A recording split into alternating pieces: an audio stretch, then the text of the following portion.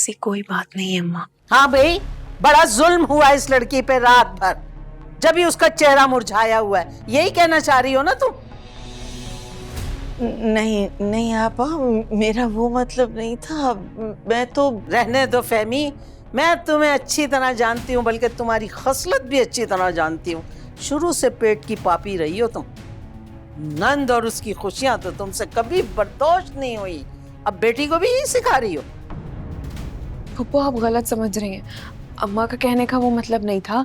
तुम तो अपनी माँ की वकालत करोगी, लेकिन मैं बच्ची नहीं हूँ। अगर मैं इस वक्त तक कुछ नहीं कह रही थी ना, तो ये ना समझना कि मैं कोई पागल वागल हूँ या मुझे समझ नहीं आता।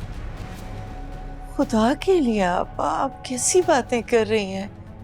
मैं तो बस ये पूछ रही थी गुल से कि ये खुश है ना? अरे वाह, खुश क्यों नहीं होगी? अरे इतना अमीर शौहर मिला है उसे, रात भर एसी में गुजारी है। थी तुम लोगों की इतनी औकात ऐसे घर में आने की, फिर भी पूछ रही हो ये तो मेरा हौसला था जो भाई की मोहब्बत में ये भतीजी उठा लाई, और तुम ये सिला दे रही हो मुझे।